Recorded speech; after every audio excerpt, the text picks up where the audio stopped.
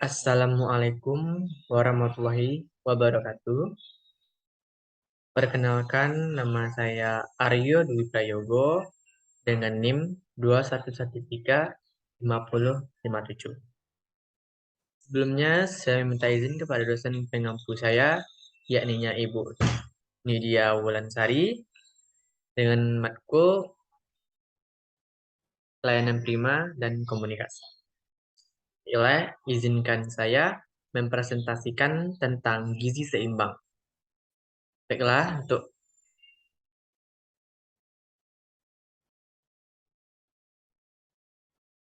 materi pertama,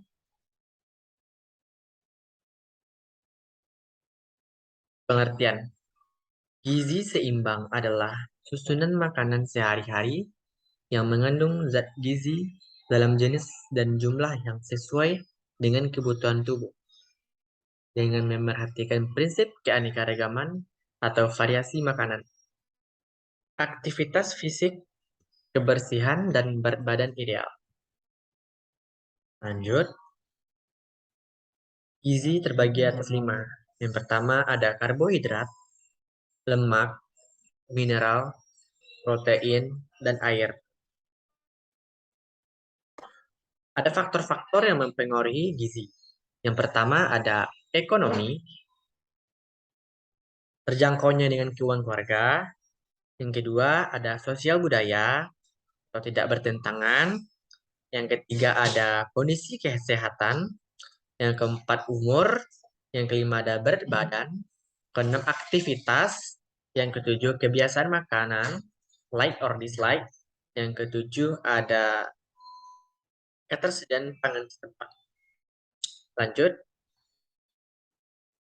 menyusun menu seimbang. Menu makanan adalah susunan makanan yang dimakan oleh seseorang untuk sekali makan atau untuk sehari. Menu makan seimbang adalah menu yang terdiri dari beraneka ragam makanan dalam jumlah dan proporsi yang sesuai. Hingga fungsi susunan makanan adalah untuk memenuhi kebutuhan gizi seseorang guna pemeliharaan dan perbaikan sel-sel tubuh dan proses kehidupan serta pertumbuhan dan perkembangan.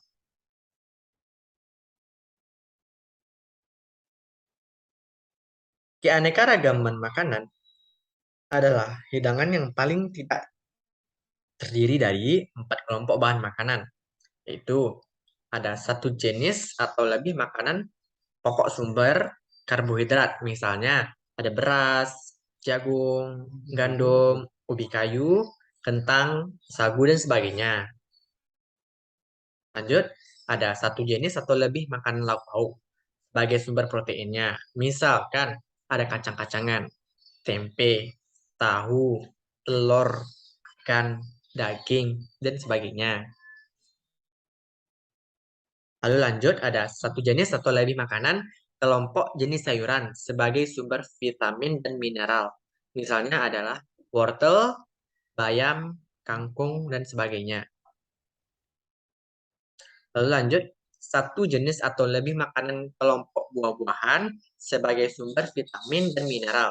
Misalnya pisang, apel, pepaya, jeruk, dan sebagainya.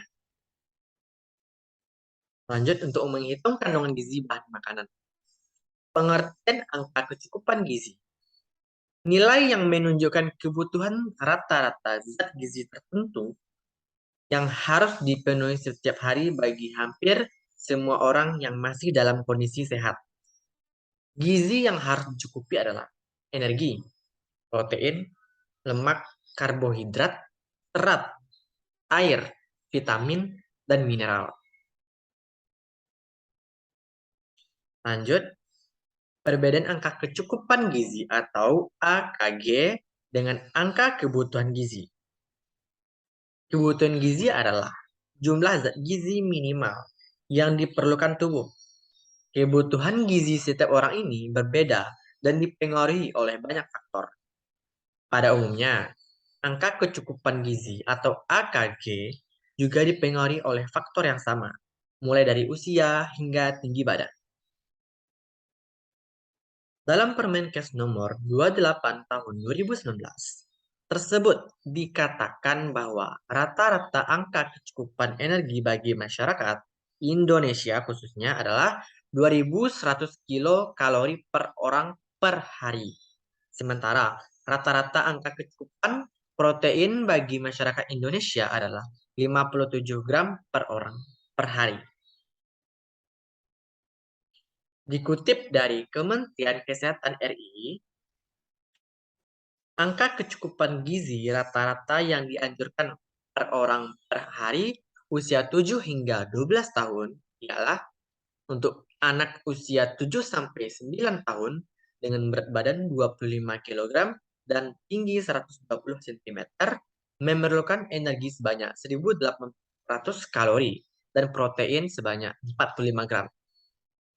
Untuk anak usia 10 hingga 12 tahun, pria dengan berat badan 35 kg dan tinggi 138 cm memerlukan energi sebanyak 2.050 kalori dan protein 50 gram.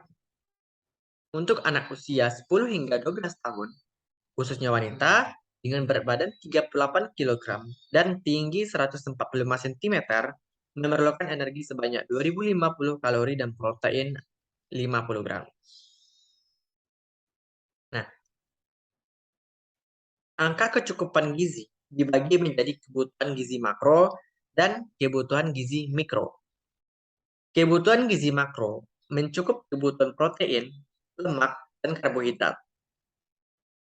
Kebutuhan protein yang diperlukan tubuh adalah 10 hingga 15% dari kebutuhan kalori total Anda. 1 gram protein sama dengan 4 kalori.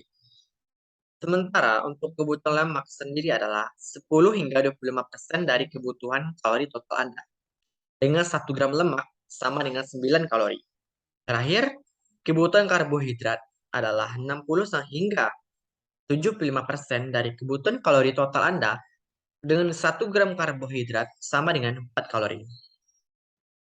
Nah, untuk menentukan jumlah kebutuhan kalori total per hari, biasanya para ahli gizi menggunakan rumus Harris-Benedict, yakni untuk pria 66 ditambah dalam kurung 13,7 dikali berat badan, ditambah 5 kali tinggi badan, dikurang 6,8 dikali usia.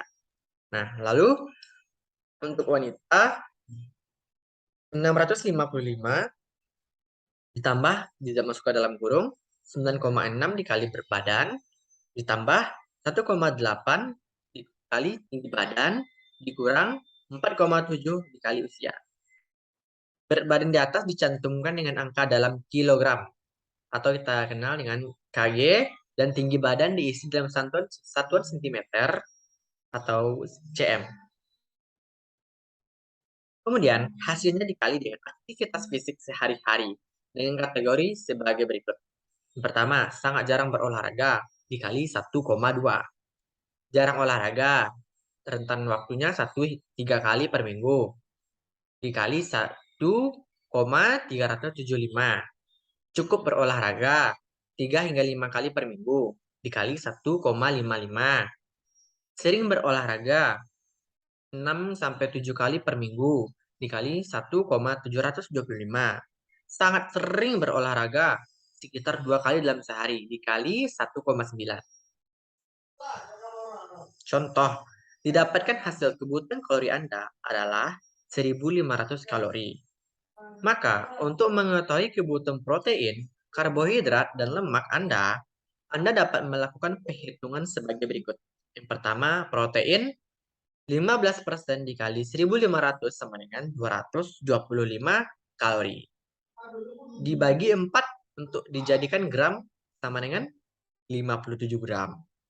Lalu untuk karbohidrat, 60% dikali 1.500 sama dengan 900 kalori. Dibagi 4 untuk dijadikan gram sama dengan 225 gram. Lalu lemak, 15% dikali 1.500 sama dengan 225 kalori. Dibagi 9 untuk dijadikan gram, jadinya 25 gram. Jadi, dapat disimpulkan bahwa kebutuhan protein Anda 57 gram, karbohidrat sebesar 225 gram, dan lemak sebesar 25 gram dalam sehari. Setelah Mungkin hanya sekian yang dapat saya sampaikan. Saya ingin meminta maaf jika ada kesalahan kata dalam penyampaian saya. Saya akhiri dengan wabillahi taufiq wal hidayah. Wassalamualaikum warahmatullahi wabarakatuh.